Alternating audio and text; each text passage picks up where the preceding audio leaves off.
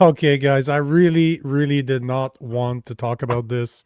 This is something I was completely avoiding, but it seems that the story is not going away. And considering that it's not the busiest day in politics today, I figured we'll talk about it. So, have you heard that there's some conservative content creators who wants to sue the PPC for the comment that they made about them, accusing them of making it easy to identify who targets their kids? My name is Nico Lagan, and I'm too conservative for the conservatives. My co-host Rob Ambrose, not woke enough for the liberals. We are the political orphans. Man, I still don't know what we're it's talking about. oh, okay. So I'm I'll still put. not I sure. know, and that's why I'm here. I'm going to explain it to you. But the whole reason I want to talk about this is because I want our commenters to participate. Over the past couple of weeks, we've had so many guests that we haven't interacted Yeah, with our audience that's a as good much. point. So Yep. today, because there's not that much going on in the news, I thought that we would give the first 30 minutes to an open discussion. And just so you guys know, I finally was able to get somebody that I know you guys wanted to have on the show. I've been trying to get him for a long time. I don't know anybody personally that was able to get him on their show. But at 7:30 p.m., we are joined by lawyer, legal commentator, and gun enthusiast Ian Runkle to speak about the liberal gun grab. I'm very happy about this because I've been wanting him on the show Ian for a Runkle, long is time. he a So big? Is he a big? He's a he big is name in the the gun he, gun he is movement. the lawyer when it comes to gun rights. When it comes to he's a very known lawyer. He probably has 500,000-600,000 followers that follow what he has to say. So the guy is extremely followed, but he's very busy and Okay. he's been very hard to get on the show. But to go back to our main topic of the day, he's I know you don't have a lot of context. I'm going to bring it to you right now. So Yeah, yeah. there was Get up to speed obviously here. there was a convention last week, the national convention for the PPC, and you know that there's a bunch of content creators that went to Alberta in order to meet with their fans to have an event, and they were there to schmooze with the people, with the commoners, I guess you could say. Yep. And the pleb, you probably heard of the pleb. A lot of people don't like the guy. Yes. I understand why. But here's the post in question. So the pleb posted that picture of the conservative shills of Canada. I mean the conservative content creators in Canada. And his post was simple. This conservative convention has been legendary and all the big names in Canada. The PPC Was he was reposted it but listen to was he this. The being PPC sarcastic reposted or? it. No. Oh no, bro. I followed them all because I'm always interested in what they have Oh to say. shit! Yeah, I And did see then this. yes, I did see this. and at the top, Oh, the PPC reposted it and said, "Thanks for making it easy to identify who targets our kids." And obviously, they were talking against or about the fact that the conservative motion that was attempted to be passed during the national convention, where it would allow for conversations between parents, psychologists with kids that are trans and need more information. And by the way, we are joined by Mia Hughes tomorrow to speak exactly tomorrow. about Yep, that. So we'll be able to do a deep dive into what happened that'll when be she great. thinks of it, because she is one of the most recognized Oh worldwide yeah, voices yes, when it yes, comes yes. to the trans agenda. So I'm extremely happy.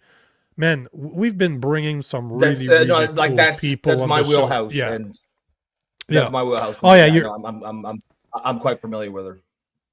so the point is that that post was about the fact that that motion didn't pass. So basically, they're kind of continuing with the Soji agenda. Yeah, And the PPC called them out for it. sure. Because if you don't know, the conservative did vote for Bill C4 back in the day to kind of allow that transition crap that we're seeing in Canada. They weren't against that bill. And that's something that the PPC has been targeting the conservatives a lot with. And I understand they deserve to be called out for voting for that crap. But yeah, so the PPC basically said, thank you for letting us know who is targeting our kids. And obviously, that's what they were referring to. Now, Sure. they So, started, they saw, I they saw mean, the post. No, but hold on. Let's play a video for you guys because obviously the pleb yep. reacted. They all reacted. They all started at the same time. They all started talking about this. They were all sharing it on their social media. And what I'm talking about is the video right now that I'm going to play from. And I apologize because most people on this show do not like this guy. I cannot stand the way he speaks. It really hurts my ears because he's so boring. Like literally, I'd rather watch paint dry than listen to this guy. But Mario Zelaya, saw the post, obviously. The pleb probably called him. They talked about it. He made this video that I'm Yeah. about to show. Everybody reshared it. So I apologize in advance, but it's for context. So here's the video of Mario Zelaya saying, I think it's time I send a clear message to the PPC. It's no surprise that they cannot win a seat. Imagine a political party engaging in libel, acting in contrary to their code of conduct, and expecting to gain support from it. Should I sue the PPC into oblivion? Why does it look like So he's at a slumber party for a 15-year-old? Looks like he's at like a teenager slumber party. They just finished their pillow fights. Now he's gonna make a video. well, that might be a question that we need to talk about afterwards, but right now, let's listen to what he has to say. Give me a second because this is really, really good. You guys He actually know the sounds like one People's too. Party Oh of shit, Canada, sorry. right? Also known as the PPC. I honestly believe that they completely lost their minds. Jing Lei posted something that Pierre Poilievre won his leadership review with 87.4% of the vote. The PPC decided to attack him, and he said this isn't communist China. Sucking up to the party doesn't buy you protection, privilege, or immunity in Canada. And hang on because it gets better. Why is he whispering? Does he not want to wake up his parents? And I don't understand. they said, thanks for making it He, easy. he always talks like that. Targets That's why I'm telling you. when you use But hold on now. them and you make false accusations. Hold on. Now you kind of covered the whole point here, but I'll just stop it just to say that's why I can't stand him. Like he literally has no enthusiasm at all. He talks like that all the time, all the time. So yeah, well, I apologize. It's 2 minutes long, 2.5 minutes long. But I mean, here's the part that we're just continue drinking your energy drink there. We all posted this picture together, and as you can see, they said thanks for making it easy to identify who targets our kids. When you use words and you say them and you make false accusations like this in a public way, it's called defamation. When you write them down, it's called libel. And hang on, because it gets much better. This is the PPC's financial statements as of 2024. And as you can see, in 2024, they had a deficiency in revenues over expenses of several $100,000. That means they're burning more money than they have because they are losing support. They have roughly $2 million, $500,000 in cash, and the rest, $1.4 million, in term deposits. And they have about $100,000 in receivable. And as you can see, it was signed by Max. My question is, should I sue them for every dime that they have in their bank account? And as you can see, it says that Max has respect for Canada's cultural heritage, as well as governance that ensures every citizen is treated fairly. And it gets better. They have a code of conduct. And it serves, in their own words, as guiding principles for participants and are reflected in the expectations outlined in the code. And as you can see, participants have the responsibility to maintain professionalism, conduct themselves with professionalism at all times, both online and offline. How did this guy get demonstrating courtesy, such a big following? respect, and mindfulness in their words and actions. Let me highlight that section for you. Okay, man, I can't even do it personally. He is so And I mean- boring. But the point is that yeah. I saw that post before everybody reacted to it, and I was like, Well, okay, yeah, because but I mean, but I get what they're Here, go ahead. saying. Go ahead. I fully understand what they're saying, but at the same time, he could simply, that's an easy case to defend. Like, he's not going to be able to sue Yeah. them. It would be, he could literally say, target our kids with your content creation. That doesn't mean, he didn't say anywhere, he didn't accuse them of pedophiles. He didn't accuse them to support that trans agenda. All he said is, at least we know who's targeting our children. Technically, I'm sure children listen to their content, so it's easy to defend. But yeah, it's I mean, so and ridiculous. So ridiculous. The argument that you had brought up earlier, where they said, oh well, we were actually talking about their policy or voting. I mean, the thing is that's close enough that will allow them to win any defamation case. That's all I have to say. Look, we were talking about that, and it's close enough that it's plausible. It makes sense. But in reality, we all know that they weren't. Like, we all know what they were doing. They covered their ass legally, but we know what the PPC was doing. It's funny because I don't have a dog in this fight, right? Like, I'm just watching it from afar, kind of. I'm just kind of enjoying the fight. Like, fight, get him. I don't really care who wins, but I think I understand why that group was upset, because it was kind of a classless comment. But if the PPC is trying to sort of provoke a reaction, then all these guys just fell right into the trap. They look ridiculous. Talking about suing these guys like for defamation, because it's one of those things. Look, yeah, you'll never be able to prove it in court. There's enough plausible deniability there. They can say, oh, it was about the policy and blah, blah, blah. We all know what it was. But there's nothing that Zlaya can do. I thought it was funny when I saw the post, you go, and then I started laughing because I'm like, yeah, exactly. Yeah. And that's why you did it. Because I see what they're saying. Of course. Yeah. But they covered their ass. Nobody, there's no way you could sue them for defamation. No. Plus, nobody would have batted an eye if they didn't make such a big deal about it, because most of the people, right. I'd have to go one by one, but most of the people that are on that picture, they talked about it, they commented on it, they posted a picture about it, they did something about it. So you're just feeding. I'm pretty sure you're just feeding the PPC. From Billboard Chris, so it's getting around. Oh yeah. Billboard Chris actually reposted it, but it got deleted because now the PPC. That's why I was showing you a picture. I wasn't showing you the post because the post has since been deleted, but there's been no apologies. So, okay, so you know what?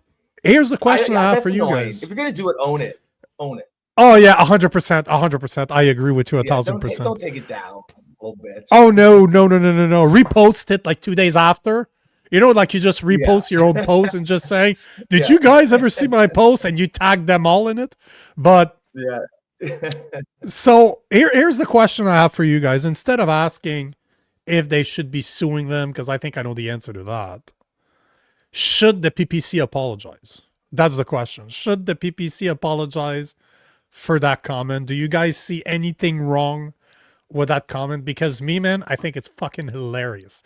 If they did not make such a big deal of it, it would have just died off. It would have died off, and that would have been the end of it. But of course not. Classic. They had to make a big deal out of this. But I laughed, man. When I saw that, I was laughing my ass off. Agree with it or not, it was well placed.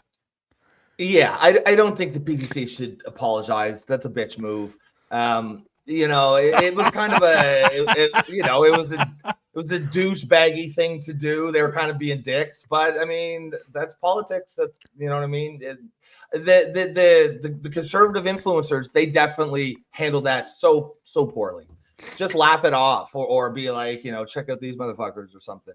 Go get in on the joke or something, or just ignore it. But yeah, to sue them, Zlaya's got his fucking gold chain there. He's in full ghetto mode. Like that's but it's not the first time. I saw a video the other day where I didn't know the person that was recording it. I didn't know the guy at all, but he was calling out Mario Zlaya directly because Mario Zlaya has been talking against, I believe it's Sobeys. And he was talking about them and their prices and blah, blah, blah, blah, blah.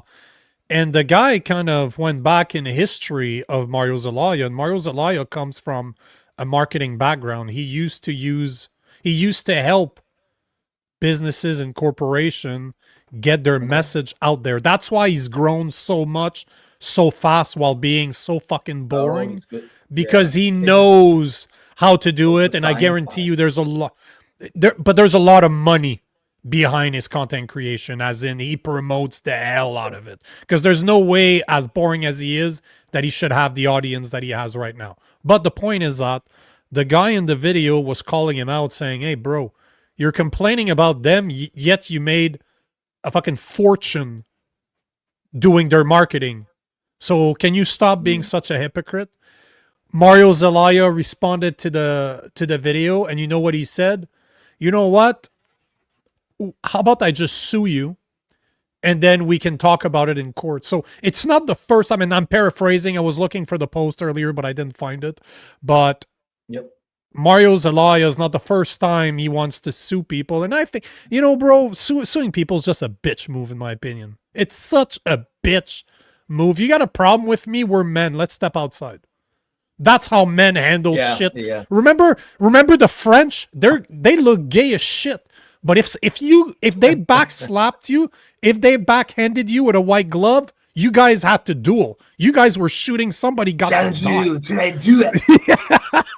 But that's my point, right? Even the gayest of the gay, the French, were fucking badasses and did not take that type of shit. And this is one of the reasons I wanted to talk about this, because I think it's such a bitch move. When people, I can understand if the defamation is costing you your livelihood, it's ruining you. Like, I understand. In that case, I really understand. But in this, it's bullshit, bro. If you never talked about it, if you never addressed it, that would have been the end of it. Nobody would have known. But the fact, like you said, the Streisand effect, but I just think it's a bitch move. Oh, I'm going to sue you. Yeah. Ideally, you just ignore it, because I don't think anyone would have noticed it. They definitely, the PPC definitely wanted to provoke a reaction, and obviously, gave it to him, for sure. The PPC won that one. They definitely won that battle. No questions about it. Oh yeah. Well, I guess if they took it down, they maybe call it a tie, but they definitely didn't lose it. So we have like 9 minutes before Ian Runkle joins us. So let's take some of the comments here. Trevor Benson is saying they're spoiled children. Prairie, I can't stand that guy. Trevor saying you were right the first time, Nico. I don't know what I said. I say a lot of shit, so I don't know. What is it? Alba Witch. Alba Witch Wiggler. God damn. That is the name. Alba Witch Wiggler. Alba Twitch Wiggler. Oh, 6905. Paid political stakeholder gang. Well, you're gonna fit right in, at least with me. All Easterners in that picture, outside of Mark Nixon. Mark Nixon is from BC. I believe he's from Vancouver, but he's from somewhere in BC. So yeah, what do you guys think? Should they apologize? Because at the end of the day, that's the question, right? Should they apologize? Where does it stand right now? Where does this beef stand? Is it still ongoing? Because I'm not dialed into sort of right wing sort of personalities. Oh, they're not clashing. even. They're not right wing. You should be right in there. They're fucking liberals. That's just liberal bullshit. Wanting to. Oh, you hurt my feeling. I'm gonna sue you. Ah, that's such a bitch move. No matter what, it's a bitch move. No matter how you see it, it is so unmasculine. This to me is like as gay as you can be. I'm gonna sue you. Like this is the equivalent of my father's stronger than yours, or I'm gonna tell my father. Like this is the same type of crap. Like it's so unmasculine, and that's another problem that I have with the conservative, the air quote conservatives in Canada. Have you noticed all of them are kind of soft looking? Like none of them are very masculine. That's another thing that that kind of bothers me. Conservative men are supposed to be more masculine. They're supposed to be more masculine. Either way, I just find it absolutely hilarious that I'm going to sue you. That's the defense. Yeah, that's some weak sauce there. You know, I don't know. I think they could have definitely dealt with that a lot better. The PPC definitely was stirring up a hornet's nest. So they knew what they were doing. And you know, it was definitely intended to cause a reaction. It was well played. If you ask me, it was well played because he has no case. That defamation is not going to go anywhere because they could say whatever. Oh, we were talking about their content reaches kids and that's all. Thanks for showing us those people what they look like in real life. Like that, the defense is so easy. There's no case for defamation there. But you know, Sylvie's right, and that I agree. I think you agree with this too. Sylvie's saying, I'm not happy that the PPC took the post down, though. I agree. Yeah, they should have lived up to it. If you're gonna throw the gauntlet, if you're gonna put the gloves on, take it. You gotta handle it. Look, you gotta take the heat. If we're trying to like be the adult in the room, then yeah, they probably shouldn't have made the post in the first place. But once you make the post, you got to go with it, man. You got to ride or die with that post. You can't fucking delete it like a little bitch. I would have reposted it. Like I said, I would have reposted it. I would have reposted their post. Remember this? Like just yesterday? Remember when we posted this yesterday? Yeah, I agree. It's just a bitch move. It's very unmasculine to post it, then delete it, and tell people you're gonna sue them. Both sides on that one. I like the post personally because it had the effect that they were looking for. Do I agree with it or not is irrelevant. I just think it was hilarious. When I saw that, I reacted. I don't react to posts very often, but I saw it. I'm like, oof. You know they're gonna, because the PPC still has about 200,000 followers on X, right? It's fun. It is. It is pretty funny. And for someone like me, who again, I don't have a dog in this fight. I don't particularly care who wins this battle. It's just fun watching these guys all freak the fuck out. I agree, man. Ian, thumbs up if you can hear us. You're ready to go. Guys, this is a treat, especially for me as a gun owner. This is somebody that I've been following for a long time. It's somebody I've been trying to get on this show for quite a while, but he is not an easy man to get a hold of. But today, we are joined by lawyer, legal commentator, and gun enthusiast, Ian Runkle, to speak about the liberal gun grab. Ian, welcome. Thanks for being here. Thank you for having me. And sorry about the trouble on that, because right now I'm like 1,000 emails deep. Just about everybody is trying to reach out and be like, so I need help with this gun ban. It's like, okay, you and like every other Canadian. So I'm trying to get back to people, and it's like, sorry. But chaos. I'm just happy you made the time. I'm happy that you're there. Yep. And all I needed to do is to speak to the VPs at the NFA, to speak at with the VPs at the CCFR, and then you paid attention. So that's all I needed to do, is to talk to the two biggest lobby group in Canada for you to pay attention. That But it's isn't okay. actually what got my attention. It was just finally I looked in my because every so often like Twitter separates things out into like, you know, people you know versus. And so right now the people, like the message requests is huge, but I looked at it and I was like, okay, what's this? And I was like, oh, let's answer this, because yeah, it's just insane right now. I can't keep up. It's there's just so many people who are freaking out, and quite properly. People are going, what should I do with this? You know, how can I navigate this? Do I have any options?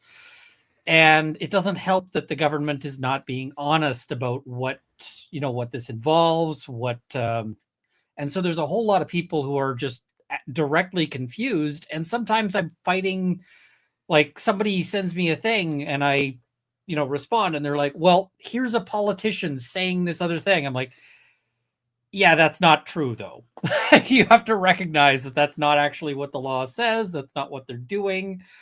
So, I mean, the big one is people going, oh, well, is this voluntary? It's like, well, kind of. It's a little verbal sleight of hand, because the voluntary part is, do you want to get paid? But the rest of it is not voluntary. Like the you have to give up your guns part is not voluntary. That is enforced with like tactical teams and shoot your dog and jail and all of those things that you don't want. So, you know, it's like if somebody crashes into your car and then says, hey, do you want $500 for this or not? That doesn't unfix your car, or like that doesn't uncrash your car if you say I'm not taking the money. It's so, but I get a lot of gun owners who have even been confused by that, because they say, well, look, here's these politicians saying it's voluntary. And it's like, it is not voluntary. It is not at all voluntary. It is so it's just such a mess, such a headache, and quite frankly, I can't imagine a worse way of doing this or a worse time to do it. But here we are.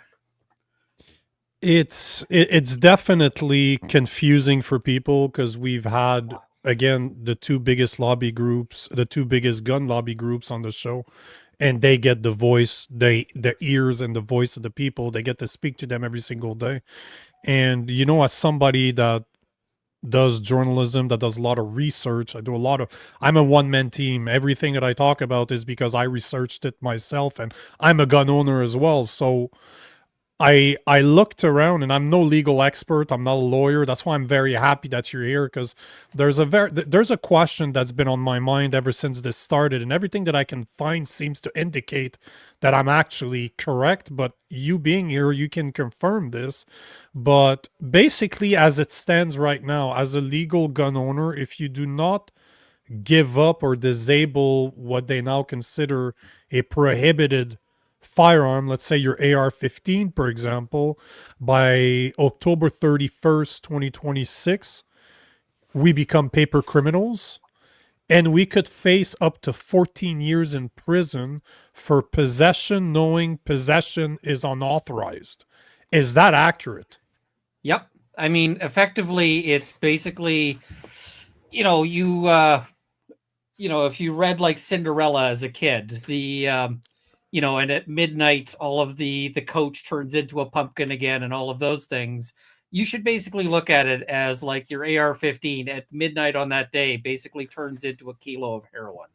That's kind of the legalities of it. So, right now it is a prohibited item. It is banned. It has serious criminal penalties. And the only thing stopping the government from going after you is the amnesty order, which also means that if you step outside the amnesty order, like if you decided right now today to go to the range with your AR and just, shoot a few rounds, you could face that same penalty.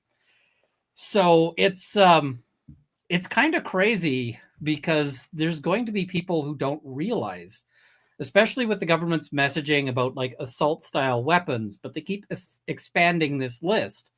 So there's a lot of people. I have talked to gun owners who said, well, this doesn't affect me because I don't have an AR. And I go, well, what do you have? And a lot, there've been a fair number of people who start, well, I've got this, I've got that, I've got the other. And I'm like, and that's banned. And they go, what? So there's going to be a ton of people who don't apply by the deadline for the, to get any sort of compensation. And quite frankly, a lot of the people who apply for compensation are going to get ripped off. The government has made that very clear. But, and they won't realize it even when the deadline expires. And so what might happen is some years later, they're out hunting with a rifle that they've been using for 30 years for, hunting. And they run into a fish and wildlife officer. And the officer's like, hey, can I, check your tags? Can I, all of this? If you've run into a fish and wildlife officer, it's like, what are you hunting for? Okay, yep, that's in season. You've got tags, all good. But then they might go, wait a minute, that gun is illegal. And now you're getting arrested. And, I expect that for decades, I'll be getting calls going, so I didn't know this was banned. And it's a real problem because most of these guns were previously non-restricted, the lowest classification for firearms. And they were that way because a lot of the guns here that are targeted are firearms that were basically low impact in Canadian society. Most of the firearms on this list have never been used in a homicide in Canada. And if you narrow it down to legally owned versions, then the list of never used in a homicide gets almost to the entire list, basically. So these are not the guns that are used in, when you see a murder, happening on the news, it wasn't a gun off this list, almost certainly. What the Canadian gun experience basically falls into two categories for like criminal use of guns. And the first is like simple shotguns and hunting rifles that have been sawed down. And the other category is short-barreled handguns. And a ton of the guns that are seized off of Canadian streets, if you go downtown Toronto and you catch a drug dealer with a gun, tucked down the waistband, it is virtually certain that that gun is going to be a short-barreled handgun. And not just that, but one manufactured after short-barreled handguns were banned in Canada. So a gun that has never been legal in Canada, has never and could not possibly have lawfully entered Canada. These are the mainstay. So all of this, people are sort of looking at it going, well, I'm not the problem, but the government thinks they are. So, and they just keep expanding the list. It's, people who are doing sport shooting like myself, I used to do 3-gun with an AR. And then they banned that, and the public messaging was, well, you don't need an AR to do this. You can buy another gun. Go buy another gun. And we'll compensate you at some point down the road, but go buy another gun if you want to keep shooting in the meantime. So I did. And they banned it. And then they said, well, we're done banning. We're done. Go buy another one, And so I did. And they banned that too. And so every time we, like if you are a hunter or a sports shooter or anything, collectors are really getting hit by this. They, they're just like, well, okay, you went and bought another one, but we're going to ban that too. It's really quite, yeah. And then they're concerned that like gun owners now, I saw some notes that the government is concerned that gun owners have sort of lost respect for the police. They went from one of the most pro-police, sort of groups within society to, gun owners who are just saying like, if I see a crime across the street and the cops want to talk to me, nah, I don't care. I'm not helping you out for any reason. It's people have lost confidence in the government to treat them fairly, especially with the so for the people who don't understand how the compensation is going to work, you have to sign up by, I think it's the end of March. I'm not paying too much attention because I'm not taking the money. But March 30th or March 31st. Yes. And then they have your list of what things you have and what things you're going to turn in and so forth. At that point, you are basically committed, because if you don't turn them in, then they know you have them and they will come after you. And most of these guns, they don't know who's got them because they're all non-restricted, with the exception of like the AR-15. So at that point, they have said, we've got a budget to seize a little over 100,000 guns. But the estimates are that there are 2 million affected firearms. And they've said, well, when we run out of money, we're going to pay people out on a first come, first served basis. And everyone else is going to lose their guns for nothing. We're not going to pay you a dime once we run out of the money. So there's going to be a lot of gun owners at the end of this. This is obviously done intentionally, right? To ensure absolutely. that not everyone is going to be able to get paid to create a sense of panic, or at least they want to create urgency so that like you got to sign up now, because and what they're really hoping is that there'd be this huge number that they can release and be like, look, we've got 100,000 signups right away, but instead they got 20,000 signups, and that's 20,000 firearms, and it's not clear what all that includes. But so then they've, and then before they you can continue, also, but before you continue though, because one of the things when I saw that Buyback being brought together, and now they're talking about not having enough money for the 2 million guns, even though they're not even going to compensate you properly, even if you do get money for your gun. But it sounds to me just like a backdoor registry.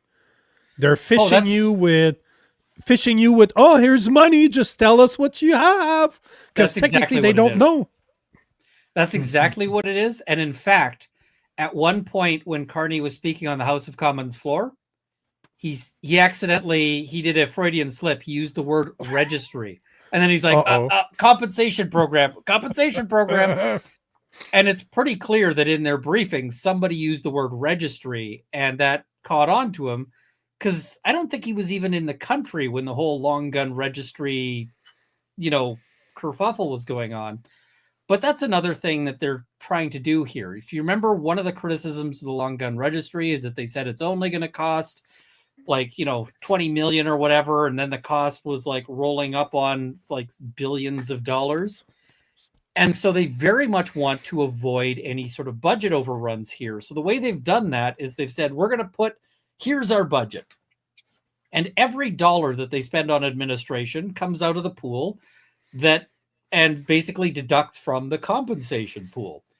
So they're saying we're not going to go over the budget because we're just going to stop paying people. And, can you imagine if you tried to run your finances like this? Like you tell your bank, hey, I will pay the mortgage out of whatever's money is left on my paycheck. So, I mean, it really sucks for you that I went to the bar tonight because I spent $60, pounding down cocktails, and that's coming out of the mortgage payment, and nothing you could do about it. I mean, the bank has remedies. The bank would be like, we're taking your house. But the gun owners affected have no remedies. The gun owners affected are just like, the government can just say, sorry, we're not paying you, and there's nothing they can do. It's bizarre. From a legal perspective, as somebody that does criminal law, because that's what you specialize in, why not allowed to say specialization with the Law Society, but it is an area of interest, I guess is the way to put it. Okay, but one of the things that you do is criminal law. Yeah. Why, in your lawyer's opinion, in your legal opinion, if you look at the statistics and you used Toronto earlier, across Canada, you're looking about 90% of the firearms that are used in crimes come from the US. They do not come from Canada. Some places a bit higher, some places a bit lower, but it's about 90% across Canada. So why are they going after gun owners? I know why they're going at it. I'm a conspiracy theorist, so I know the reason. But for you as a lawyer, why are they going after legal gun owners, considering that we are the safest people in Canada. My name's ran and your name is ran through 2 federal databases every single day to make sure I didn't commit a crime that could make me lose my firearms. I have less right than a convicted pedophile. Like the RCMP can legally, what is it, 24 to 48 hours they can show up to my place and say, oh, we need to look at your guns. So why, explain to me why they're going after us instead of really trying to go after criminals. I would love to say that there's a good like criminal justice reason. The thing is that these are not guns that are used in crimes. I have on a couple of occasions seen something like an AR or something at a drug dealer's house. I have not seen one used in like a crime. And the thing is that you get some drug dealers kind of are like weapons hoarders. So you get some of them that have like all sorts of things from like Morning Stars and nunchucks to whatever else. Sometimes, but that doesn't mean that that's what they're using. What criminals, and when I'm talking about criminals, I don't mean like somebody who's accidentally committed a crime or whatever else. I mean people whose occupation is crime. Like what they do for money, the really dedicated criminals who are this sort of danger in society. And they want concealable. They want portable.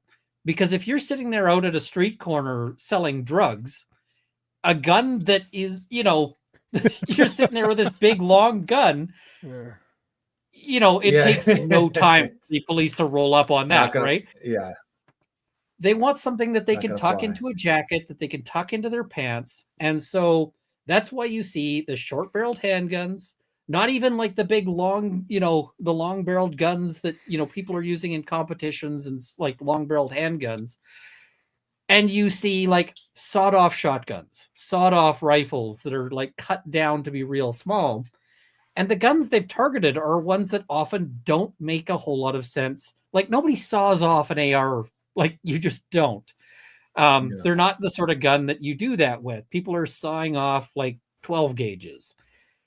So none of this makes any sense in terms of like what you see from criminals. It's just not the ordinary course of things. So, it's when you find people who've been killed in, some sort of homicide, they are typically, it's typically 9mm, not 223. Yeah. And, and 22, a lot more 22 and 12 gauge than 223. So all of this, it just doesn't make any sense from that perspective. But I mean, if we're getting into the theorizing and so forth, gun owners are a group that typically does not vote liberal. So they can punish that group and not take any blowback from their voters. But also there's a lot of people who are left-leaning who really like seeing people who are perceived to be a right-leaning group punished. And there's a lot of stereotyping.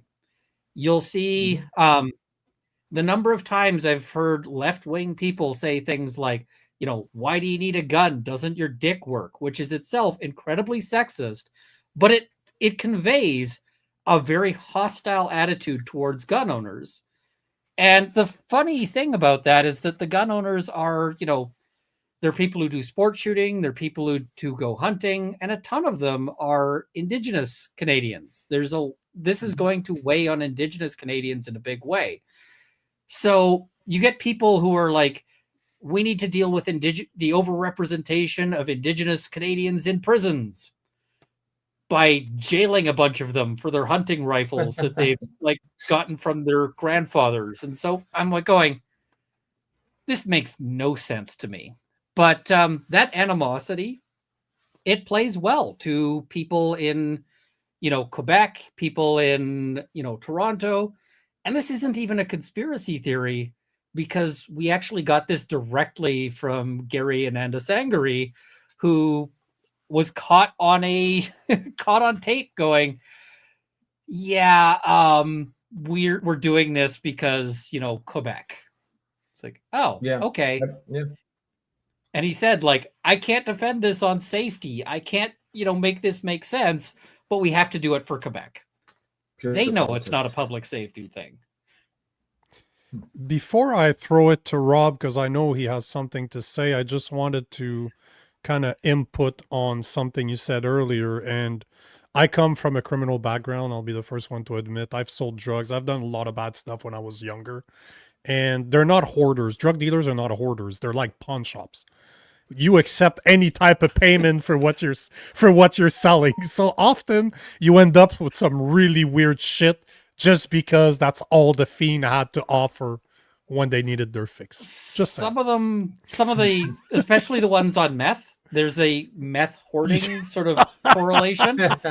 And so you get them, like some of them will collect weird stuff. Some of them it's payments and so forth, but some of them it's just they have weird collections of things. And it's not always like weapons. Sometimes they have weird collections of like other stuff, but it's a whole thing. The if you're talking to like the opiate dealers and so forth, they don't tend to have that same thing. They'll move. It's only the meth guys. Yeah. Rob, I know you have a question, so go ahead. I've got a couple. Yeah, I've actually got two, Ian. I'll just ask them first and then throw them to you. The first is about you had mentioned that a lot of these gun owners are now sort of really becoming maybe not anti-cop, but not as supportive of the police as they have been. Now, you know, I'm only mildly versed in this issue, but just from the outside, it did seem like a lot of the police forces were not cooperating with this. And I was wondering what your sort of, if that's how the average gun owner, do they see that in that way, or do they actually still blame the police forces? So that's the first question. And the second is, you know, you had said you can't think of a good reason why they're doing this gun grab. But can you give us like the real reason? And actually, I thought of this before. You actually did just answer it a few minutes ago with the basically because Quebec said so, right? It's all politics. Yeah, although the timing is also interesting of these announcements because they keep announcing more gun bans every time there's a scandal with the Liberal government. And so something happens that is embarrassing and they're starting to get heat, and then we're banning a whole bunch of guns. And suddenly the news isn't talking about the embarrassing thing, they're talking about the gun ban. And initially we saw with the Portapique shooting, the ban was dropped like the next day, which means that list was already compiled. Like they had that ready to go. That was not something that, because it takes them a while to draft anything. That was just like immediate. Oh yeah. And you know, it didn't look like it was something that was like hastily thrown together or anything. That was ready to go. And there were a lot of issues with regards to that shooting in terms of the police behavior.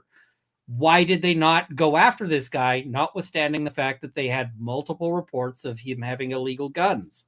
What about the police shooting at a fire hall? These sorts of things. And all of those questions just evaporated in a puff of smoke because suddenly people are talking about the gun ban. So what could have been a major, like, you know, why did the police screw up this bad turned into, well, we've just banned a whole bunch of these things. But, and sorry, your other question, I've forgotten it now. Well, I'll reintroduce it for you by naming the people, if you don't mind, Rob, because I wanted to ask him that. No, so Alberta, Ontario, Nova Scotia, Saskatchewan, Newfoundland and Labrador, Yukon, Manitoba, New Brunswick, the Northwest Territories are all saying that they're not going to enforce it. Literally, you have Quebec and BC, and Quebec will probably change because we do have an election this year, and the party, the Parti Québécois, that's winning in the polls is pro-gun, and they're separatists on top of that. So maybe that Quebec's not even going to be in the equation, but there's probably at least 20 to 30 different police forces throughout Canada that said, we're not doing it. And there's two real factors on that. The first is this program is going to be expensive, and it's going to be an operational nightmare. And you've got all these police forces going, okay, it's like if you're at work and somebody goes and says, who wants to do a whole bunch of extra work for no extra money and no extra credit? And you're like, ooh, with me, extra risk right? too, right? Because this is a But, high risk thing, going door to door to take guns. Oh, I mean, if they're going door to door to take guns, that's insane.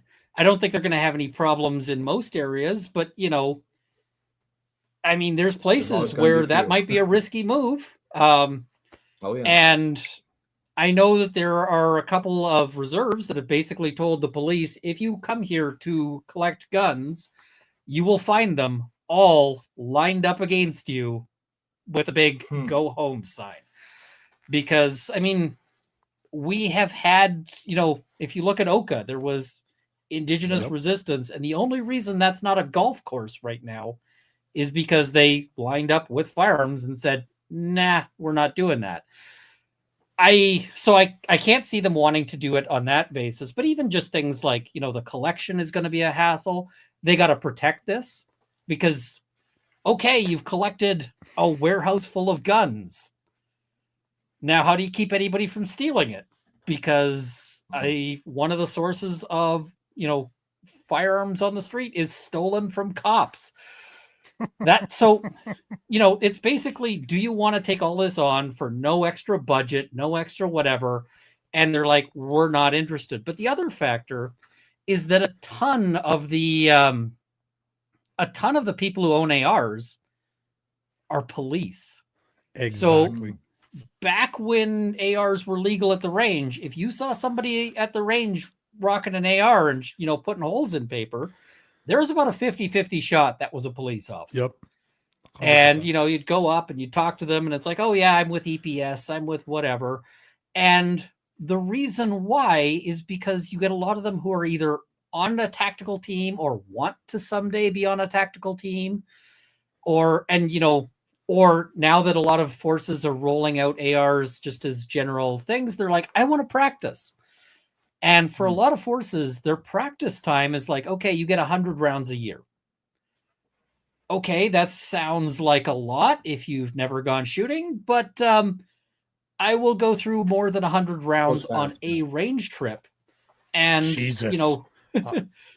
So, if you want to be proficient, and especially if you want to be proficient, under high stress, difficult scenarios, because it's one thing, when I got into doing 3-gun, one of the things I learned is that it's a very different thing between like, okay, I'm lining up on a target, I'm taking a nice shot, all of that, to there's the timer, beep, and now you got to do it under time pressure and, be accurate while moving, be accurate under speed. Even just a really simple thing, if you, go out to the range with your rifle, take some shots, and then run for like 15 minutes and then come back and try to take those same shots. And you're going to be all over the map. And that's without even doing things like, if you were doing push-ups, you'd be even worse. I did like brutality matches in the States, and one of the stages had you carrying a police riot shield and then shooting one-handed. And my arms were sufficiently tired that the gun wasn't cycling properly because I was limp wristing the gun because my arm was exhausted.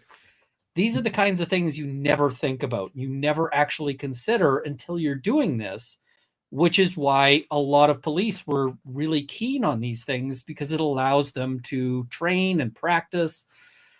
And, when you see situations here in Edmonton, I think it was last year, we had a case where the police were shooting at somebody. Apparently they had reason to, but they shot into an apartment building and killed the occupant. Some guy was just sitting there frying some eggs and a bullet came through his window.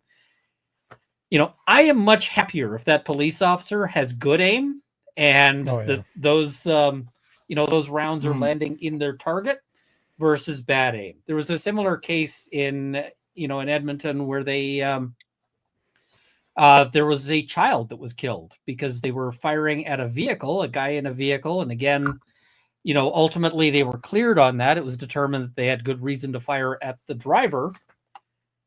But you miss the driver and that bullet goes somewhere.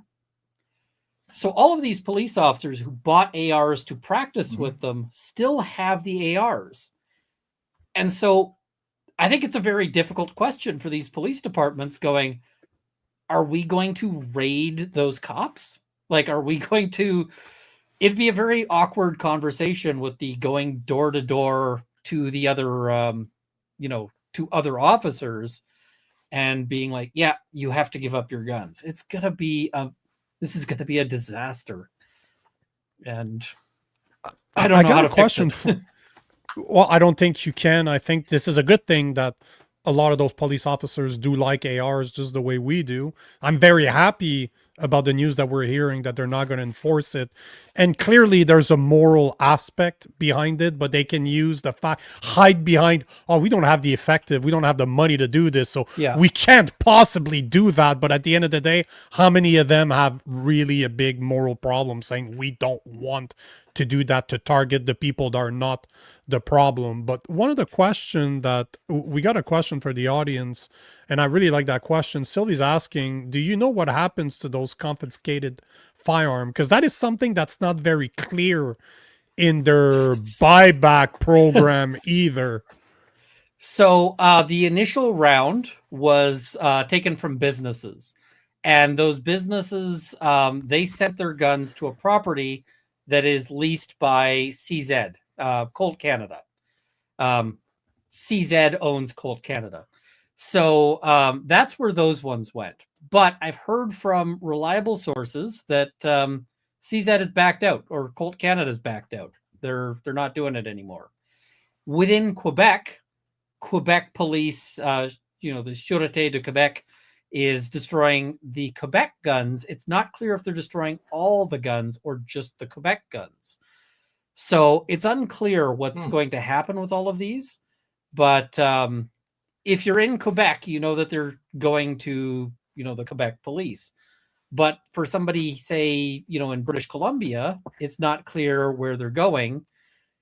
And I mean, it may end up being a giant mess, because if they end up doing things like they've been talking about mobile collection units, well, all right, if they're mobile collection and destruction units, like if they just have a guy with a chop saw in the back, then you can end up with real problems of accounting, because what will likely happen is you'll get somebody who turns in their AR-15 and the government says, we never got your AR. And they'll say, well, I gave you my AR. And the government will say, we don't have it. We don't believe you. We are going to send a tactical team to raid your house. And people may end up getting charged for, basically paperwork, errors. Somebody types a serial number in wrong. It's the number of places this is likely to go wrong is huge. So yeah, and bureaucrats always do something wrong. Can't trust them to do anything right. Now, before we let you go, because we're 8:00, I wanted to ask you one more, because as a lawyer, obviously you get a lot of messages. There's a lot of people, there's a lot of gun owners that are approaching you to try to understand what their options are.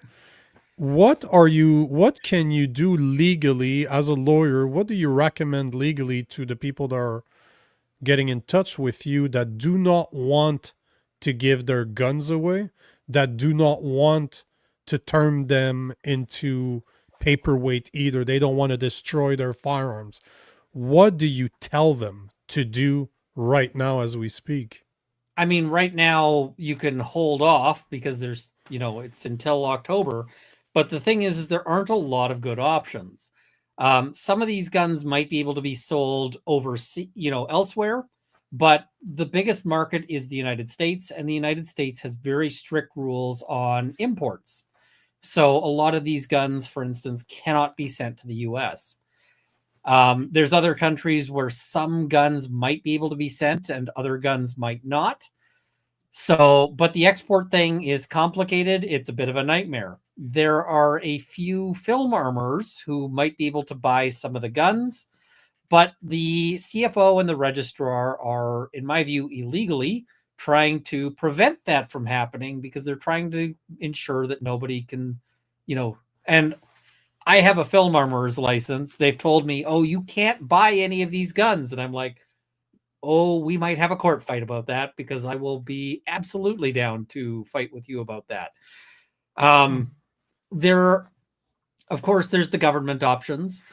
If you don't want to break the law, and of course, I can't advise anybody to break the law, but if you don't want to break the law, but you also want to annoy the government, one of the things you can do is you are allowed to destroy a gun on your own.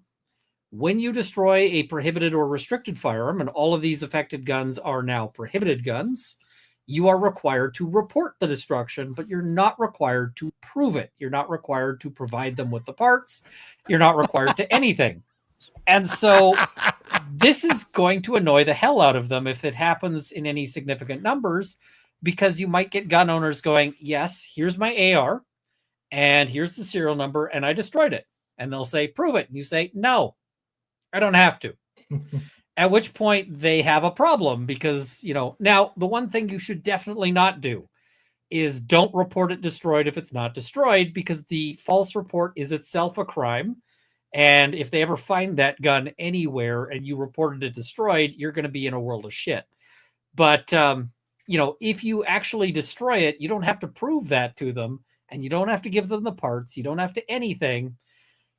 At which point they're going to be like, how do we know these things got destroyed? And let's imagine there's like 1,000 ARs that are destroyed and then reported, but no proof. They're going to be going, ew. And it's a way to annoy them. And I mean, I'm a big proponent of annoying bad governments when they're doing, because there's all sorts of ways to protest something legally that will annoy them. And so some of those things that I'm planning to do, I can't really say here because it'll cause trouble. But I mean, I've got this thing.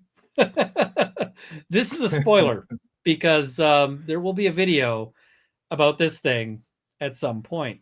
I've got big plans for that thing. So that I don't want to say. Obviously, he just said he won't tell you. No. I will. There's going to be a video, and it's going to be me doing a bit of trolling. But yeah, so the problem is for most people, the options are not good, in terms of following the law. And it's an unfortunate circumstance. I've had people call me up with regards to the handgun transfer ban. And they're like, look, this gun has been in our family for, for generations. One of my relatives brought this back from World War II, like a World War II captured Luger. This was because, this relative who was injured in battle and, was covered in medals and so forth. He brought this back. And how do I give this to my kid? And the answer before used to be easy. Like, here's how you do that. No problem. We'll get that done for you, in a weekend. No issues. Now, the answer is you can't. And like, I've had people crying on the phone when they realized that they couldn't get their family heirloom. Like, grown men just crying because their dad just passed and the gun that they thought they were going to get that has this huge family significance has to get destroyed.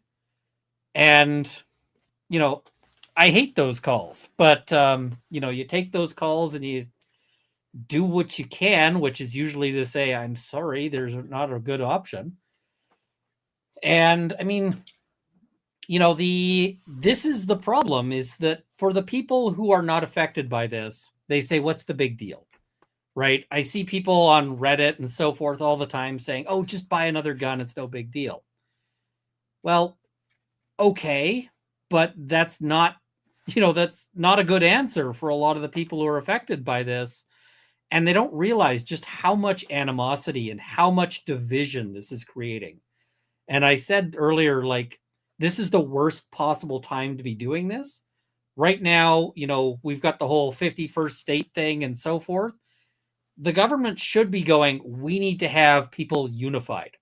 And instead, they're pushing this incredibly divisive policy that pushes urban against rural, that pushes, all sorts of people away, and especially annoys and offends Indigenous groups, the military, and police. And I'm going, now is the time you want to pick a fight with the military and the cops? Are you kidding me? Whose side are you on? Even more so when you have the, the Canadian Armed Forces is going, well, our defense strategy is armed civilian resistance. And the government is like, okay, we're going to disarm the public. And I go, what? Why are you taking steps that actively undermine the Canadian Armed Forces planned strategy? And I know that if it was the Conservatives taking steps to undermine the military's plan, you would have people like shouting treason from the rooftops. But instead they're like, oh yeah, we're all for it. And it's because politics is this huge team sport. And it's hard not to buy into the team sport thing when one team is like actively trying to screw with my life and the things that I enjoy and all of those things. But I mean, it's just so frustrating and so mind-boggling at all of this. Because I mean, if I was in power right now and the Canadian Armed Forces was like, we need armed civilian resistance, I'd be like, we encourage all Canadians who are eligible for a firearms license to get one. And we encourage you to buy, buy an AR. We're taking those off the banned list. We're taking everything off the banned list. And also, we are going to ask Canadian Armed Forces, trainers to spend one day a week at their local range, just providing training for anyone who wants to show up and learn. That's where I'd be going. Just come on out, learn to do this. We hope nobody ever needs to use it, but learn how. And instead, they're like, we want to disarm the public as much as possible, and it's not public safety. The things that they do in the name of votes, I just go, okay.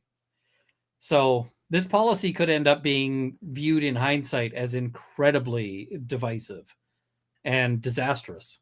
So, especially considering that gun owners are extremely political. Yeah, well, that's part of why they want to target gun owners. It's, the Liberal Party has always been very forward thinking. They think 10, 20 years out, and they have identified gun owners as a group that doesn't like them. And so if they can eliminate gun owners, and before these bans, gun ownership was growing, especially with things like 3-gun, and especially the fastest growing group of gun owners was women. Yep. And if you're looking at what, when I have brought women out to the range, just okay, they're like, I want to learn to shoot. I bring a variety of guns, and the one they always gravitated to is I really enjoy shooting this. AR. The AR-15. But it makes sense when you think about it because it's so adaptable. I'm 6'1", 230. My wife is 5'4", 120 pounds. We can use the exact same gun, and it will be operated in a very similar fashion for her and I. That's one of the beauties of the AR-15. It's a small cartridge, so, you've got people who might be smaller framed and they're not getting beat up by recoil. They can focus on shooting accurately without having to worry about all of these other things. So, the number of women who were buying ARs just up to the ban was a lot. And it was, that was the fastest growing segment of the shooting sports was women. And it's also one of the few sports where women compete equally against the guys. If you go and run a 3-gun match, it's not men's 3-gun and women's 3-gun, at least, where I am, it's just 3-gun. And a lot of women outshoot the guys. So, yeah, all of this I feel is, there is some political aspect of if we can eliminate this voting block, that that'll help us out in future. And I feel like that's what they're trying to do. I think there's a bigger agenda at hand, but you're still a lawyer. And I understand that you need to be careful about what you say. So I'm not going to go there, but I really appreciate your time, Ian. Thank you for accepting my invitation of coming on the show. hopefully we get you again, because sorry it took a while. I'm very I won't stop No, that was asking. great. Like I kept on asking and asking and asking, and that's what I'm going to continue doing. So now I have your email address, so I know where to send the email. But I definitely like to have you back on as the story develops, because this is not any way close to being finished. So thank you for your time. Thanks for being here. Thank you for the work that you do educating gun owners and educating the people that don't know about guns in Canada. So thank you very much for what you do, Ian. Thank you. And I really like this format where you've got sort of a left-leaning and a right-leaning person having a dialogue, because I think that's really important. You've got so many spaces online that are just like all left or all right, and it just ends up being people listening to themselves. And we need more of like reaching across things. So I appreciate that you could recognize who the Liberal was. Thank you for knowing who the Liberal was. Yeah. But thanks a lot for your time, Ian. That's basically what we were. Yeah, that's basically what we designed the show to do. So yeah, we appreciate the kind words, and thank you for the conversation. That was a great chat. I learned a lot. Thank you so much, and cheers. Thank you, Ian. So there we have it, man. Great chat. Yeah, man. Yep. Very down to earth. Very down to earth. Yes. Yeah. Super down to earth. You know, he knows his shit. But he doesn't sound like a lawyer. Did you notice? Like he doesn't. He just sounds like just another dude. So I really appreciate that. Yeah. He definitely like he knows the shit, and he's not preachy, and you know, he makes a strong case for that this gun grab really doesn't need to happen, and it's being done for political reasons. And you don't need to go down the conspiracy theorist path, because I could have got there, dirty politics as usual. You didn't need to do it, and I appreciate that he's a lawyer. He can address it in terms that make sense to people, because it's hard to argue with what he said. When you start looking at the statistics, we are not the problem. We're not the ones committing the crimes, and even the firearms that we own are not the one used in crimes either. Because like he said, nobody's walking around with an AR-15 in Canada. Now go down south, that's a very different story. How many times have I been to somebody's car and there's an AR in the car because it's totally legal? You're allowed to walk around with that. Most people don't, but you could if you wanted to. You could conceal carry an AR. Like, that's the weirdest fucking shit, but you could. Technically you could. So yeah, it was a great talk. I'm happy we got him in. And for the people out there that weren't there at the beginning of the show, tomorrow 7:30 Eastern, we are joined by Mia Hughes to talk about the motion, the conservative motion that did not pass, that still, it seems like the party is still encouraging the conversation between parents, psychologists, and kids when it comes to their trans feelings. So that's what because it went viral. Everybody's like, how can you consider yourself a conservative? So I was able to reach out to Mia Hughes. She's going to come on the show tomorrow to speak about what that actually means. And I know you're a fan of hers, so hopefully you do. Should be a great chat. Yep. I agree. So that was kind of half for you and a half for the subject that needs to be covered. So you're welcome. No, you're welcome. Yes. Just taking your victory lap. Yeah, easy. You're welcome. Strain your arm, patting yourself on the back. They're too big, bro. I can't even touch my shoulders. What are you talking about, Willis? What you talking about, Willis? All right, guys, we're gonna put a pin under there. Excellent show, excellent guest. Looks like the audience really liked that. If you guys are just tuning in and you want to support the show, please consider becoming a member through YouTube for the low price of $2.99 per month. You can also buy us a coffee, which you will see in the QR code in the upper left-hand corner of your screen. And of course, just keep coming back. That's another way to support the show. Throw the comments out there. The show is heavily based on audience engagement and participation. Agree with us, disagree with us. We want to hear it all, and we'll get to you. Other than that, folks, have a great rest of your evening, and we'll see you tomorrow night. Peace. Peace.